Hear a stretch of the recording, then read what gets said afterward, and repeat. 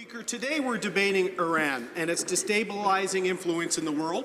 The Iranian regime has been involved in the deaths of thousands of people, including Canadian citizens. They've been funding terror groups across the Middle East, including Hamas, which have been active recently in Gaza.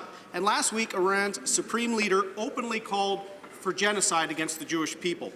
My question is simple, Mr. Speaker. Why does this government seek to warm relations with a regime that can only be described as tyrannical? The Honourable Minister of Fisheries. Mr. Speaker, let me be very clear. Our government will always defend human rights and hold Iran to account for its actions. The focus of any discussions we have with the government of Iran will be on ensuring the return of Miriam Mamdani, that she's able to return safely to Canada, and on demanding answers in the death of Professor Saeed Imami. Let me be clear, our government is committed to holding Iran to its account for violations of human and democratic rights. That's why Canada led a resolution at the United Nations in November calling on Iran to comply with its international human rights obligations. Well, member for Durham. Well, Mr. Speaker, it sounds like the government will be supporting our motion.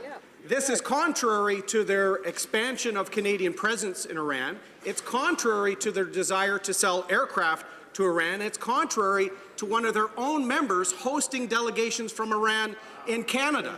Will the minister commit to supporting our motion and ceasing all dealings with the Iranian regime? The Honourable Parliamentary Secretary of the Minister of Foreign Affairs. Mr. Speaker, let me be clear.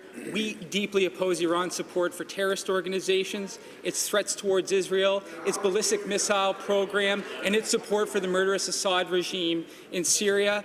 As my colleague just said, the focus of any discussions with the government of Iran will be on ensuring the safe return of Miriam Mamdani and of asking questions in the suspicious death of her husband, Professor Saeed Imami. In November, Canada led a UN resolution calling on Iran to comply with its human rights obligations. We will always hold Iran to account for its actions.